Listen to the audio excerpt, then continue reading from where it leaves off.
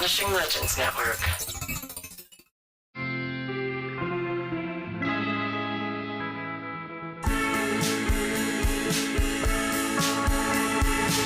All right, everybody, welcome back. So glad to have you back. So glad to be back. I hope your holidays were delightful and getting back into work isn't too excruciating. We'll get through it together. I'll help you out. That's what I'm here for. I got to tell you, I just had a phone call with the legendary Tess Feifel, my associate executive producer. You know her from Astonishing Legends. Oh my God, she is the best. My God. Tess Feifel, you are a superstar. We're making big plans for the podcast in 2025. We're going to build RHPB into a semi-towering, mid-sized podcast that's still super personal and, frankly, not for everyone. But if you do love the show and you do want to help support us, please do rate and review the show on whatever platform you listen. Give us a review. I love reading them. And you know what? To borrow the words of Andrew Hickey, who writes and produces his own amazing podcast, and you should definitely listen to The History of Rock Music and 500 Songs. Here's what he says. If you've enjoyed the show, please tell just one person that you like this podcast. Word of mouth, more than any other form of promotion, is how creative works get noticed and sustain themselves. Amen to that. Thank you, Andrew. I love those words. That's what we're going to do. All right, 2025, we're ready. We're all going to get through you together, heart to heart and hand in hand, like a bunch of little who's in Whoville. God, Tess Feifel, man. All right, here we go.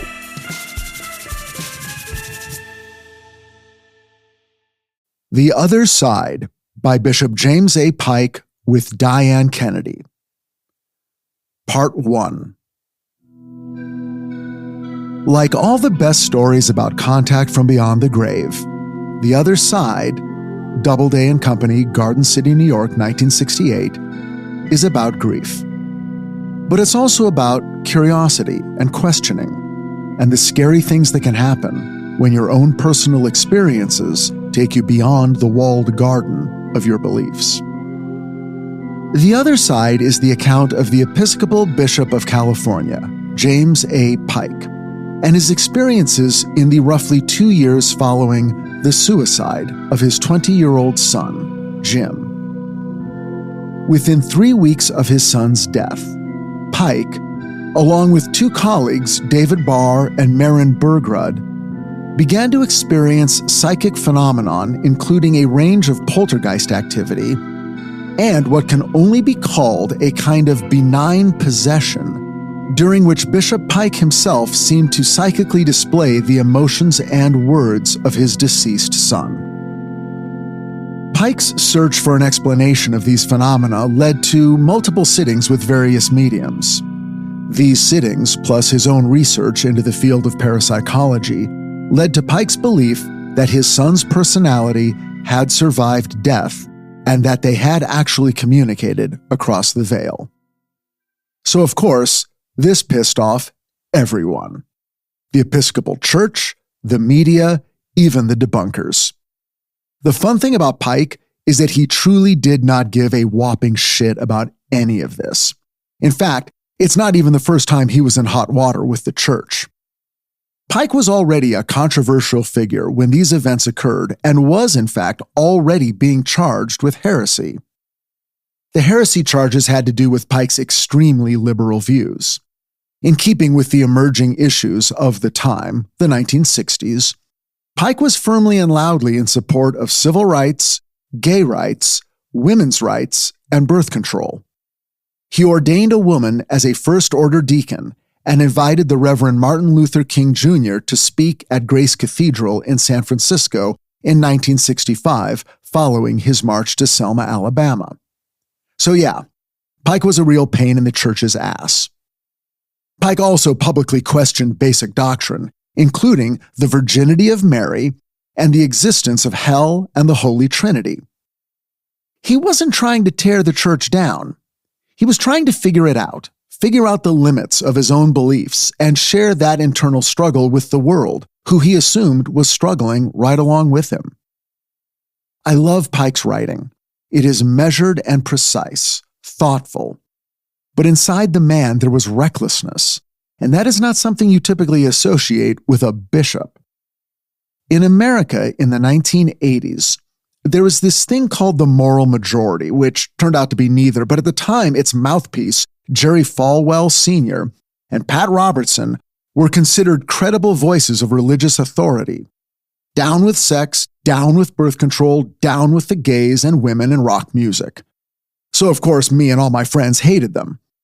In Bishop Pike, I found a religious leader to admire because he wasn't judging, he was searching. He was telling us what he found and taking his lumps and not holding himself up as some sort of paragon of moral virtue, because we all know how that goes. His bosses all wanted him to shut up. They thought he was a troublemaker, and they were right. To me, Bishop Pike was Carl Kolchak in choir dress. Pike attacked his personal studies and research with the probing, argumentative mind of a lawyer. And there was a good reason for this. He was a lawyer, and he seemed to view his faith from the perspective of, if I can prove what happened in the Bible, then I can believe it. And so can everyone else. For instance, he grapples with the notion that the Last Supper took place on a Thursday night, making all the events that happened between then and the Friday crucifixion a tight squeeze. When a French Roman Catholic scholar, Annie Joubert, proposed using the Essene calendar instead of the official Jewish calendar to discern the date of the Seder that year, and comes up with Tuesday rather than Thursday, Pike is so relieved. His faith lives on to fight another day. Now, this may seem like a niggling point. I mean, what could the whole Tuesday-Thursday question have to do with a genuine belief in life after death? For Pike, it means everything. He referred to this as his fact plus faith method, a way of grounding his faith in the historical origins of Christianity. Nothing was to be taken for granted. This fact-forward method of dealing with areas of faith helps us understand Pike's approach to the notion of communicating with the dead through a medium. And in this instance, the stakes are so much higher, because now it's about his son. And there was so much unresolved between them at the time of his son's death, so many facts not known about what exactly happened the night he died, that for Pike, there was no room for error. But let's start at the beginning. It's late summer, 1965. Pike has been Bishop of California for almost 8 years by now. But more to our point, he's the father of 4 children, the eldest of which is his troubled son, Jim. It's hard to read about a time and a place that's been so over-portrayed as San Francisco in the 1960s, especially when it comes to young people living in Haight-Ashbury. But Pike talks about his son's depression, alienation, and experimentation with marijuana and LSD with an immediacy that anyone who's ever had a kid will recognize. He knows he can't be judgmental. He tries to keep lines of communication open. But really, he just wants his kid to stop doing drugs and find a healthy, non-narcotic way to be happy. When a sabbatical post at Cambridge University comes up, Pike asks his son Jim to go with him. Maybe a change of scenery will do him good. And to his surprise, Jim agrees. For the next 5 months, James and Jim live as roommates in a flat in Cambridge. And it's during this time that they grow closer than they've ever been. Jim doesn't give up drugs. Hey, it turns out they have them in England too. And Pike even ends up as an impromptu sober guide a few times when Jim drops acid in their apartment. These are not easy times for Pike. He doesn't love seeing his son strung out and struggling through bad trips. But even in this, Pike holds on to the fact that at least he's able to be there for his son when his son needs him. He tries to learn what's really troubling his kid, why Jim is leaning so hard on the escape the drugs give him, even when that escape is off into a world even more frightening and undependable than our own. Now, maybe hindsight But as he writes about these 5 months, you can feel Pike's gratefulness for this time together. And of course, we know it won't last. We know what's coming. And when it does, it's excruciating. They leave England in early February of 1966 for a brief visit home. At this time, Pike feels like he's made real progress with Jim. He's not naive enough to think that the drug use is over, but at least their relationship is solid, and maybe better times lie ahead. Pike flies home to San Francisco. Jim stops over in New York to visit friends. Sometime in the next few days, Jim takes a large dose of Romalar cough medicine, along with other unknown substances, has an extremely bad reaction, and ends up killing himself with a single rifle shot to the head in his New York hotel room on February 4th, 1966. 3 weeks later, Pike returns to the Cambridge apartment to begin the grim business of closing it down. And that's when the haunting starts. The Other Side was a book given to me by my girlfriend Michelle Goodwin's dad a few nights before she left for Yale. "Read this," he said. "It's incredible, but it's not for everyone." Despite his recommendation and my desire to cement a relationship with everyone in Michelle's family, the book sat on my desk unread for weeks. The reason for this was simple. I was dead. Sure, I walked around and ate and slept and talked to people, but none of it felt real. My life, my real life, had moved to New Haven, Connecticut. Michelle was starting her first week at Yale. Me, I was just taking up space and breathing thin air and counting the days until winter break when she would come back. Today was Tuesday, September 6th, my first day of senior year. Michelle would not return until December 23rd, 3.5 months. An unimaginable amount of time when you're 16 and miserable. Maybe at any age when you're miserable. 107 days, and each one of them was aching and endless. She'd already been gone more than a week, and my life had divided itself into 2 halves. Every moment I had lived up until the moment she left, and every moment after, and the second half was by far the longest. There was a feeling taking form inside of me. It was barely noticeable, and I could not have put a name to it, but it was there, and it was growing. Much later in life, I came to recognize it as the feeling that followed the desolation of abandonment. It was a buzzy sort of manic energy. It was desperation. Michelle and I wrote to each other every single day. I know this sounds hopelessly quaint, almost Victorian, but again, it was 1983. Letters were pretty much all we had. Letters every day and a phone call on Sunday nights. I saved those letters. I still have them. And for the record, I spent the last week rereading all of them preparing for this episode, more than 100 letters. God, the things I do for you guys. So, what did I learn? Well, I learned that we both missed each other terribly and loved each other hopelessly and couldn't see how we'd make it through the next 3 months. But as I read those letters, I also got a whole new look at myself. On the outside, I appeared to be a confident, sane, mature 16-year-old. On the inside, I was MacArthur's Park melting in the dark. I was falling apart. The solution? Make the outside guy so solid and real that the inside guy disappeared. Michelle lived in a thing called Trumbull Hall and had 4 suitemates. They didn't call them roommates, they called them suitemates. It's a Yale thing. And apparently there was a pizza place just off campus she was very excited about called Sally's. It was a New Haven tradition. And the cool thing about Sally's, you had to wait outside for like 2 hours to get your pizza. Oh wait, it's not called that. A beats, that's how you say it. A beats. And guess what? Apparently it was the best a beats in the world, the best she'd ever had. Why was it so good, I asked? Well, as it turned out, there was no way to put it into words. It was just the best. Full stop. You just had to be there. And I wasn't. God, I hated Sally's. But it wasn't all fun and games for her. The classes were hard, harder than anything she'd ever faced. And it was tough to suddenly be in a group of kids that were all the number one student at their own high schools. And now, what were they here?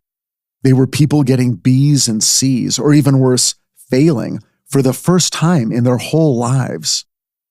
The pressure to achieve was huge, and it was agonizing because just surviving felt almost impossible. She was in a pressure cooker, and it scared me because, A, I cared about her, and I knew she was suffering in an extra way, which I was not. And B, I knew that pressure cookers had built-in pressure release systems. How would all that pressure release? I didn't want to think about it. The haunting of Bishop Pike started with postcards. He found 2 of them lying on the floor between the beds in his room. On this visit to England, Pike was accompanied by his chaplain, David Barr, and his assistant, Maren Bergrud. These were longtime friends and colleagues, and Pike trusted them implicitly, especially now, on what was such an emotionally grueling journey, emptying the flat he just shared with his now-dead son for the past 6 months. Pike called David and Maren into the room and pointed to the oddly arranged postcards. "Are these yours?" he asked. They weren't. Besides, the 3 of them had just entered the locked flat. The cleaning woman had been in, and as it turned out, the postcards didn't belong to her either, and she insisted they had not been there when she finished her work earlier that day. Jim had a habit of buying postcards immediately on a trip, so the weird event made Pike think of Jim. But then he was already thinking about him, and how the last time he'd been in the flat, they'd been there together. And now he was here to close it up without him. The next morning, Maren woke up to find that her bangs had been burned off. A clean, square chunk of hair, blackened along the edges, just gone. The next morning, it happened again. More hair burned off in a straight line, with no burns on her skin, or any sign of how or why it was done, except for Pike remembering that Jim had never liked her bangs and had told her more than once, "You should cut them off." The next day, Maren had a strange story to tell. She'd gone into Pike's room to retrieve a book after he'd fallen asleep, but he suddenly woke up, sat up in the bed, and began delivering a loud speech, a speech that didn't sound like him at all. But when she recounted what he'd said, Pike, who had absolutely no memory of this incident at all, realized that it sounded exactly like Jim. Jim often complained that he had a hard time getting close to people, and it was a fear of being hurt that stopped him. He felt he'd been hurt in the past by girls and was trying to build up emotional armor to protect himself. But the end result was that he felt walled off from other people and couldn't connect. Here's what Maren heard through Pike's mouth that night. Quote, "Caring about people is a mistake. You can't count on anybody, and I certainly don't want anybody counting on me. In fact, they can't. The only thing that matters is getting what one wants for oneself. If that involves using people, okay. I just as soon not, but sometimes it's the only way to have things work out the way you want them to. It's better to be hard than soft. You can't get hurt that way. Principles should serve pragmatics. Look out for number 1. That's the only policy." The next day, more poltergeist activity, if that's what it was. 2 books on the floor between the 2 beds in the exact position of the postcards from before. And the closet. One side was completely trashed, clothes strewn to the floor in a pile, but the other side, everything neatly in place, more orderly than Pike had ever left it. One side worse than usual, the other side better. It would appear the bishop has a ghost. And if that's not a BBC comedy from the 1960s, then Dudley Moore and Peter Cook have a lot to answer for. Pike confided about these events to a friend, Canon John Pierce Higgins, who suggested a visit to a medium might be in order. And Pike, without hesitation, agreed.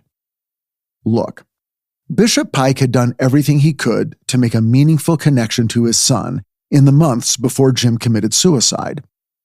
But much was left unresolved, and all of this weird psychic phenomena had the effect of convincing Pike that the energy behind it could be his son trying to continue their late-night rap sessions. And who could blame him? As crazy and heretical as it sounded, if you were a father who was separated from your child at a time of crisis, wouldn't you do anything to respond if you thought they were lost in the dark and somehow reaching out to you for help?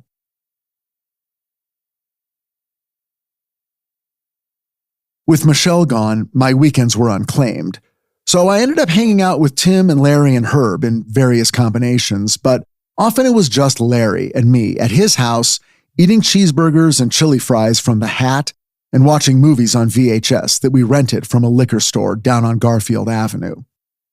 Tonight, it was Dirty Harry and One Flew Over the Cuckoo's Nest. "How you holding up, Squinchillo?" I knew he was talking about Michelle being gone. "I don't know. It's hard," I said. "I'll bet it is," he said. I confided to Larry that I was worried she was out every weekend getting drunk and sleeping with other guys. "Well, why don't you get drunk and go sleep with other guys?" "I know, but back then it was considered funny to pretend to get someone's sexual orientation wrong, if you were straight." What he meant was, of course, why don't I get drunk and go sleep with whoever I wanted to? It annoyed me that he thought it would be as easy as that. Larry was the funniest guy I knew, and we'd been friends since we met the previous year at a drama club meeting. He'd just been cast as Dr. Bradley in The Man Who Came to Dinner, but what no one knew at this point was that while Larry was a sweet guy, a big bear of a kid, his sense of humor was, well, I'll give you an example. At that meeting, the drama club president was explaining our spring fundraiser. The idea was that for $1, you could hire one of the drama kids to deliver an in-person singing telegram to anyone on campus, students, teachers, administrators, whoever. Out of nowhere, Larry pipes up, "Telegrams? What do you mean, like, la la la, your son is dead?" I laughed so hard I almost threw up. That's how we met. And our friendship proceeded like that, both of us seeing how outrageous we could be, how far into the bounds of tastelessness we could take a joke to crack each other up. This kind of humor worked very well for Larry because he looked like a big, friendly teddy bear. So when the knife came out, you got a lot of bang for your comedy buck. If you've ever seen Shaun of the Dead, just picture me as Simon Pegg and Larry as Nick Frost, and you've got a fairly decent idea of our dynamic. Larry was a big guy, 300 pounds, and that was in high school. It's fluctuated over the decades that we've been friends, but never that much. It's not something we've ever really talked about. When we both did stand-up back in our 20s, he surprised me by doing a handful of fat jokes. Like, quote, "I'm on a diet. Actually, I'm on 2 diets. One diet doesn't give me enough food. When I go to Vaughn's, the manager asks me, 'Shall we wrap up the store, Mr. Gonzalez, or would you like to eat it here?' These are pretty funny, but then, right there on stage, he veered closer to an emotional truth than I'd ever heard before. 'Yeah, that's right. I'm doing fat jokes. Why not? Just trying to make you comfortable. All you skinny people can relax now. Look at the jolly fat man. See, he can laugh at himself.' Meanwhile, the fat people in the audience are pretending to laugh, and inside they're going, 'Oh God, I hope they're not looking at me.'" Larry was a Beatles fan and an expert on their music. He knew every musician who played on every track on every album. But this knowledge wasn't just confined to the Beatles. The Beach Boys, the Rolling Stones, Crosby, Stills and Nash and Young, David Bowie, the Lovin' Spoonful, even the Monkees. Larry loved it all, as long as it was recorded before the day I met him. Anything from 1980 onward just didn't interest him. He knew it existed, he just didn't care. Because of Larry, my favorite David Bowie song is a live version of Breaking Glass, because he blasted it relentlessly throughout my junior year. We'd cruise around in his mom's yellow 1973 Datsun 510 station wagon, and he would play music I'd never heard but was slowly learning to love. And he'd crank up the volume so high, I'd have to scream at him, "Can you please turn it up a little? I can still hear some other sounds." And somehow, he'd turn it up even louder. Another thing you should know about me and Larry is that we were huge Three Stooges fans, still are. We'd go to the all-day film festivals at the Rialto in South Pasadena where they'd show even the really early shorts when the Stooges were still with Ted Healy. We always thought it was hilarious that Moe was sort of framed as the smart stooge, even when they were all equally moronic. Larry had entire routines memorized, and pretty soon I joined in. He was always Curly, I was always Moe. Ironically, there was no Larry. Anyway, that night at Larry's house, I told him everything. How horrible and lonely and completely abandoned I felt.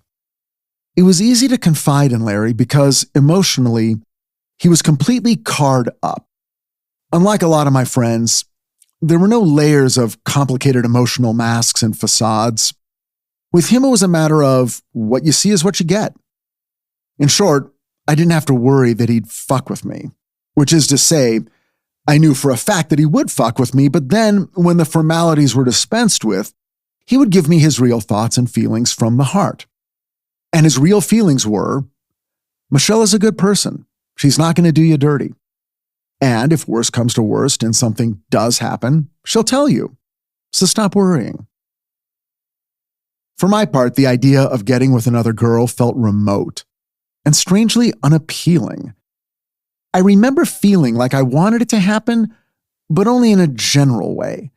Like if some girl absolutely demanded sex from me, that would be cool, but I couldn't picture myself actively pursuing it because deep down, I knew it wouldn't really make me feel any better.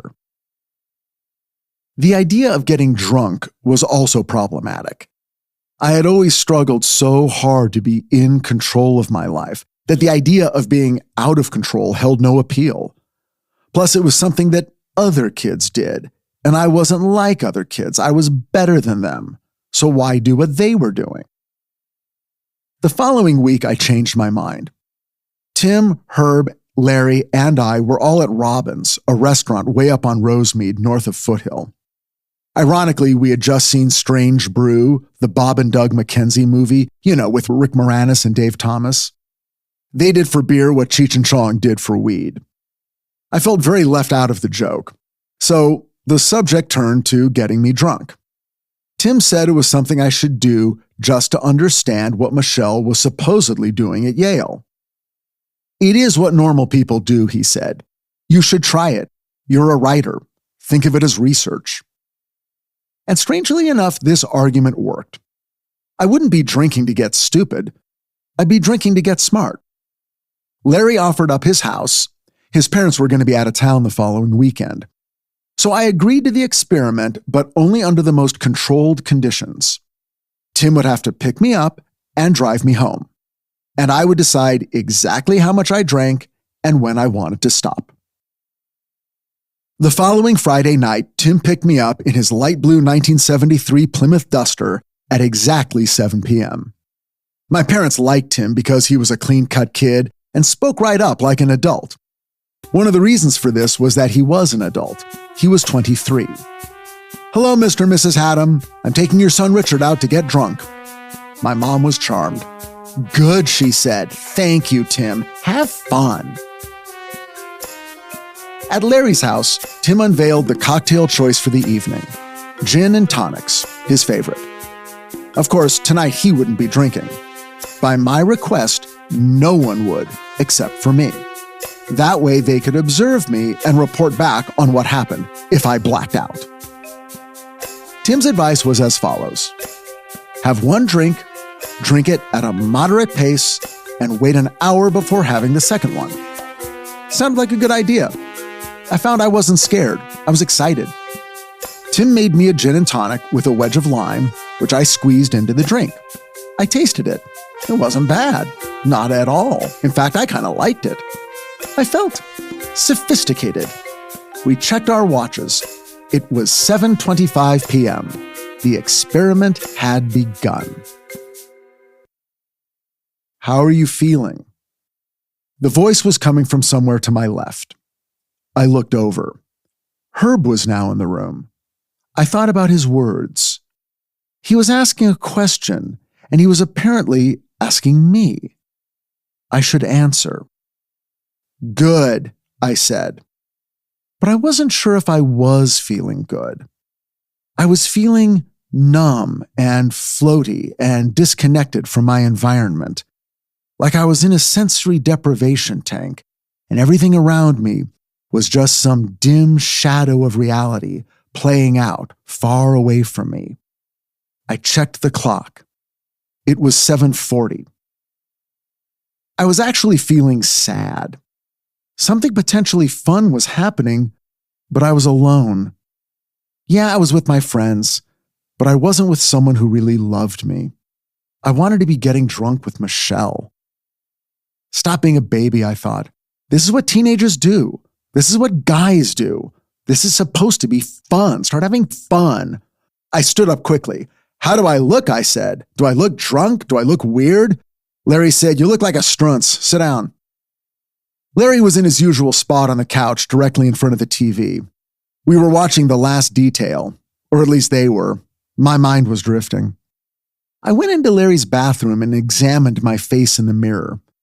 It looked normal, but it felt like the visual information was taking a long time to get a firm foothold in my brain. I still felt like myself, but now I found myself fighting the alcohol, trying to push through it, push through the fog and emerge as myself. But I couldn't. Someone knocked on the bathroom door. You okay in there? It was Tim. Yeah, I'm fine. After a moment, he said, maybe one's enough for you. He was being extremely nice to me. He wasn't making fun of me or trying to push me. Therefore, I figured I owed it to him and to science to keep drinking as much as I possibly could. Tim was my hero then, and I'd always had the feeling that he respected me. I thought he thought I was talented and funny and that I'd be successful one day. Like he saw something in me. Unlock the door, he said. If you fall down, we need to get to you. I unlocked the door and opened it. I looked up at Tim with tears in my eyes and said, I love you. Tim squinted at me and said, yeah, you're done. I was home in bed by 9:30 p.m. Tim told me to drink a big glass of water with 2 aspirin and 2 vitamin C before falling asleep. I said I would, and I did. The next morning, I woke up not feeling hungover at all, but instead feeling a calm sense of satisfaction. I did it, I thought. I got drunk. But by the afternoon, I knew that I hadn't. Not really. Not the way normal kids do. Not the way Yale kids do. They do it after a week of crushingly difficult classes. They do it so they can lower their inhibitions, blow off steam, let loose, and have an excuse to do things they didn't have to take full responsibility for. What must that feel like? To be able to afford a mistake. The following Thursday, I was at Burger Continental on Lake Avenue in Pasadena with Tim and Larry, and an actor friend of ours, Alan Feynman. Alan played the lead last summer in Tim's production of Play It Again, Sam, at the Broadway Playhouse, the little theater behind the San Gabriel Civic Auditorium. Alan was amazing, so funny. He was a cross between Jerry Lewis and Woody Allen, and he was 30, which made him 7 years older than even Tim. He was a really kind, sweet person, but like a lot of actors I've met over the last 40 years, Alan's main characteristic was a deep and abiding need to be loved. He worked a lot, but most of his income came from doing comedy singing telegrams for a company called Live Wires. In Los Angeles in the early 80s, this was definitely a thing. You could hire an actor to crash your party dressed as Elvis, Marilyn Monroe, Humphrey Bogart, Frank Sinatra, the Blues Brothers, or about a dozen other recognizable Hollywood icons. Alan had told us all about it. His main gig was playing Groucho Marx. He'd do a whole routine and joke around with a guest of honor and sing a song and then get lost. The whole thing took about 15 minutes and cost about $100, but for the rich and famous of LA, it was worth it to spice up your party. Alan made $25 a shot. Not bad for 1983. And sometimes he'd do 5 or 6 a week. That night, he was regaling us with tales of his latest performance at the palatial home of Aaron Spelling. Aaron Spelling was a huge TV producer in the 1970s and 80s. Charlie's Angels, The Love Boat, Fantasy Island, Dynasty, Heart to Heart, Beverly Hills 90210, and many, many more. He was performing at a birthday party for Aaron's 10-year-old daughter, Tori Spelling. After the performance, as he was leaving, Alan walked right up to Aaron Spelling, reached into his coat, and handed him his resume. "This is for you," he said, "if you ever need an actor who can do absolutely anything." Looking at me and Tim, he shrugged. You never know. Tim laughed it off as the crazy but pointless stunt it probably was. But I was impressed. Alan went on telling us about other celebrities he'd met at the parties where he was hired to perform. B and C listers, but for me, they were all magic. And they were right here in LA, all around us, but somehow separate, anointed. They had made it. We hadn't. Would we ever? We all wanted to so badly, but it all seemed insane and arbitrary. We knew we were talented, or at least we thought we were. Would talent be enough? Or was some wild stroke of luck required? Some uncontrollable element of chance that would either happen or not? We hung out talking for hours that night, but all I could think about was Alan Fineman dressed as Groucho Marx handing Aaron Spelling his resume. What if that's the thing that works? What if that's the story he'll tell years from now on Late Night with David Letterman about the crazy thing he did that changed his life? On the night of Wednesday, March 2nd, 1966, Bishop James Pike heard these words from his dead son. "Dad, remember our discussions of life after death? Well, I guess we settled that one." The words were spoken by Jim through the mouth of Ina Twigg, one of the most perfectly named British mediums ever. The session took place in East Acton, west of London, in a plainly decorated sitting room on the second floor of her house. During the sitting, Jim began by saying, "I failed the test. I can't face you, can't face life. I'm confused. God, I didn't know what I was doing. But when I got here, I found I wasn't such a failure as I thought. I am not in purgatory, but something like hell, here. Yet nobody blames me, here. I hope nobody blames me there." Something like hell. What would it be like to hear your dead child say they're in hell? Jim had a lot on his mind, a lot to convey. "I came to your room, I moved books, I knocked on the door, came to your bedside. You dreamt about me and spoke to me. I've been so unhappy because I didn't have a voice and had to find a way to tell you. I can't believe in God as a person, but I do believe now in eternity. I thought there was a way out. I wanted out. I found there is no way out. I wish I'd stayed to work out my problems in more familiar surroundings. I'm tied to my regrets, yet they're showing me the way out, and we must make progress together." Pike, once he felt comfortable in this strange new mode of conversation, began to engage Jim directly and was struck by how much the back and forth had the feeling of a real conversation with his son. At a certain point, a second voice came through, identified as Paul Tillich. a friend of Pike's who had died the previous year. For a moment, there is confusion as the two spirits struggle for the mic. Finally, Twig has to gently admonish them and ask them to please wait their turn. Pike is struck by the casual evidential proof that Tillich provides, referring to people and events that only the two of them shared knowledge of. But finally, it is Jim who has the last words of the session. "We've all got to grow. Be kind, gentle. Tell Mom I've been back. Give her a kiss from me. And by the way, Dad, there will be no more disturbances now. No more movements." Pike understood this to mean that the poltergeist activity in the apartment would stop. And it did.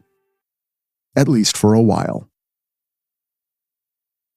Pike came away from this session with Ina Twig impressed, but not quite convinced.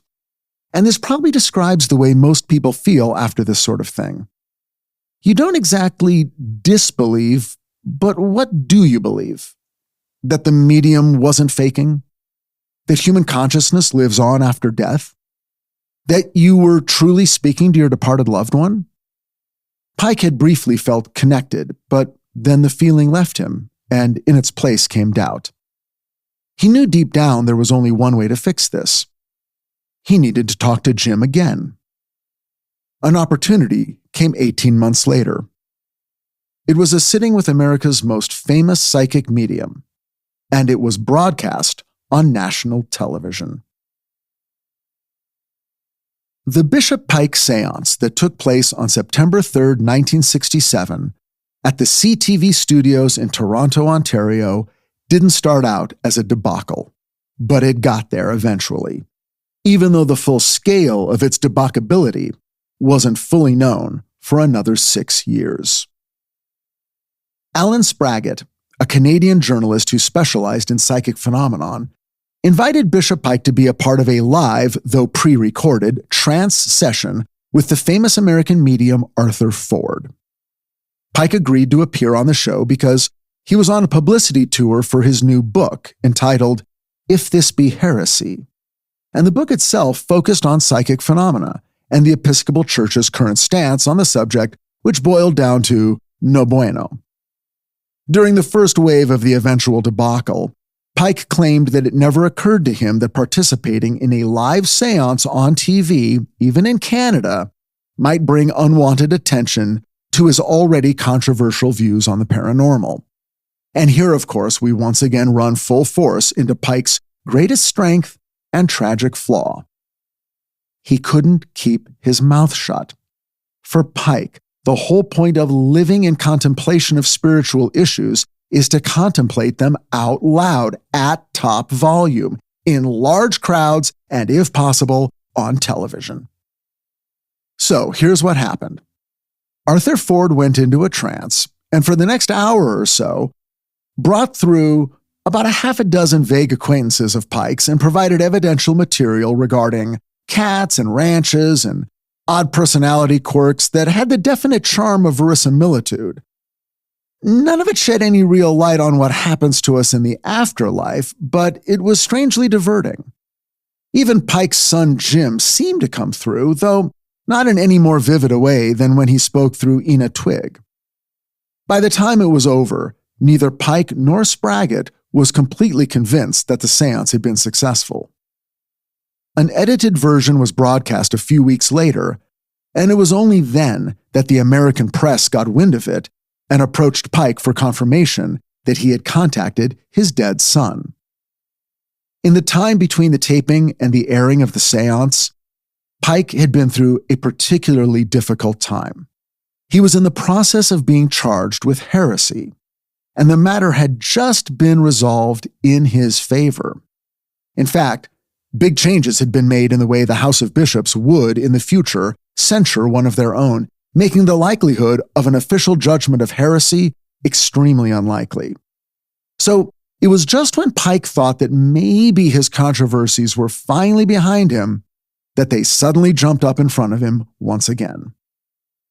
The public reaction to his remarks regarding whether or not he had truly spoken with the spirit of his son ran the gamut from supportive to really, really unsupportive. The harshest criticism came from within the Christian church, where typically any communication through a medium is considered a hotline to hell. Didn't Bishop Pike know better? Didn't he realize he was being bamboozled by Satan? Pike, of course, was undeterred.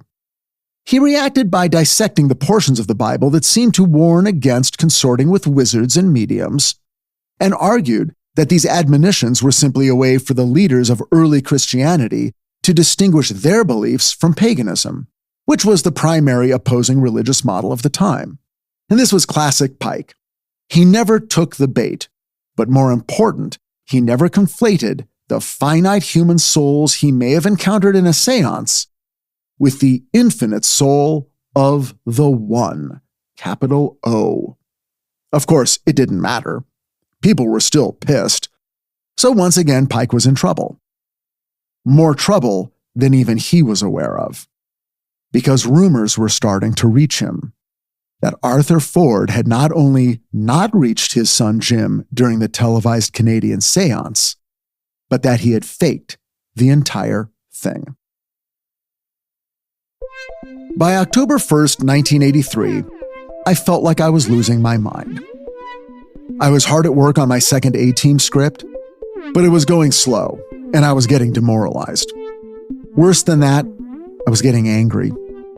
A second season of the show had just started, and I didn't think the first 2 episodes were any better than what I was writing.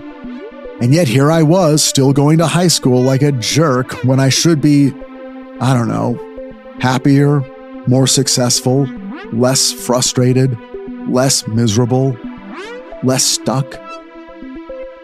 Michelle's letters sounded different now. She still said she missed me and loved me, but she was spending more time sharing these feelings with Ken, her RA, and Tom Sines, another Alhambra High School kid who got accepted to Yale at the same time she did. Tom was a guy who had liked Michelle back when she and I started dating. In fact, she had been hoping he would ask her to the senior prom, and it was just by chance that I'd asked her first. She assured me that she was not romantically interested in Ken or Tom, and I believed her, sort of. She also had a French teacher that she apparently thought was very cute. Great. I looked around my bedroom. It felt like a prison cell.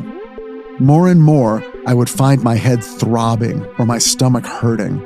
I was starting to have trouble sleeping. Maybe she isn't the only one in a pressure cooker, I thought. Maybe she isn't the only one who needs a release.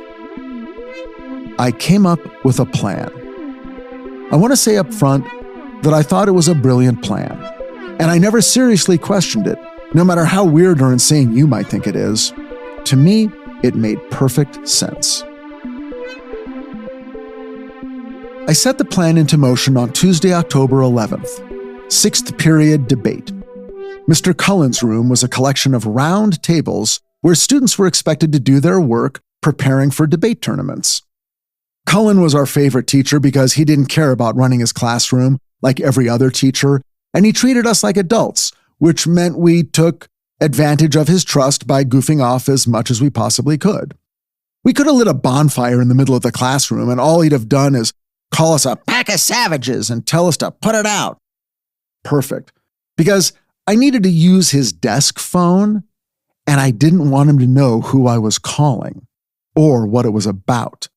And I didn't want there to be any way for anyone to trace this particular phone call back to me. Toward the middle of class, around 2 o'clock, he walked past me and muttered, "Hatem, watch the room.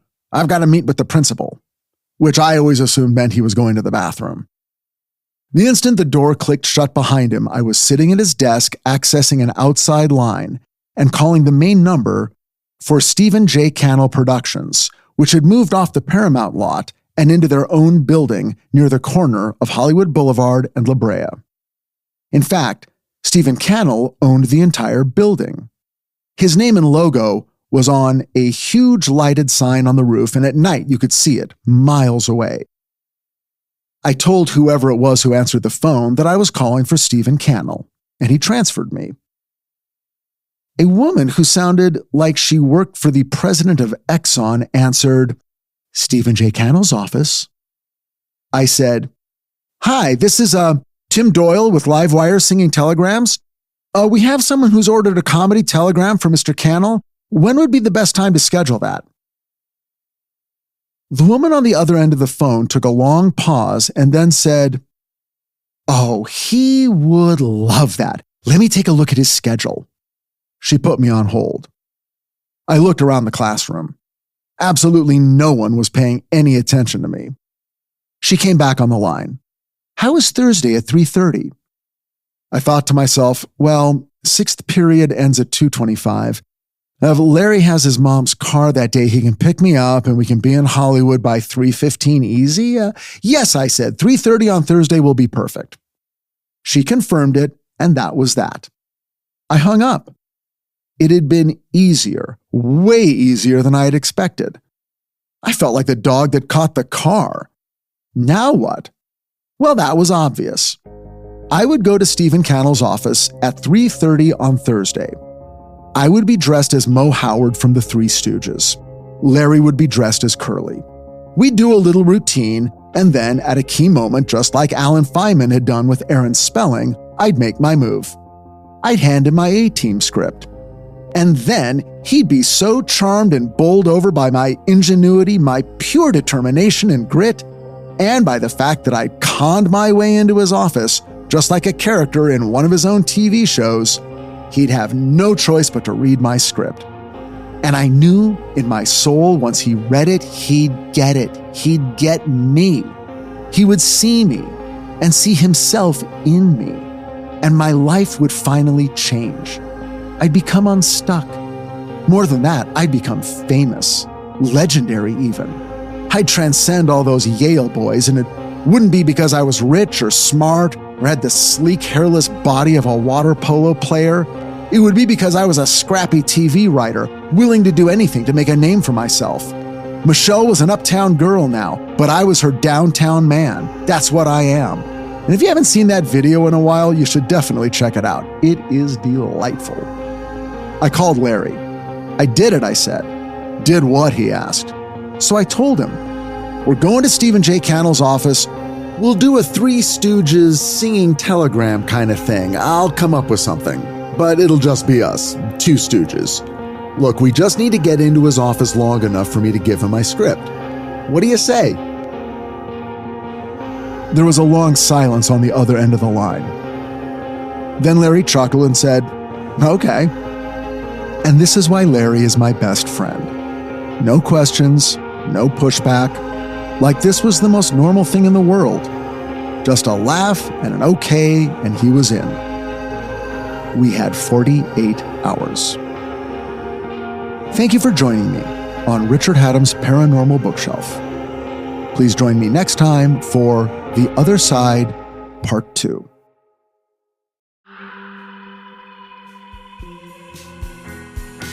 Richard Hatem's Paranormal Bookshelf is presented by Astonishing Legends, 134 West, and Summerland Entertainment.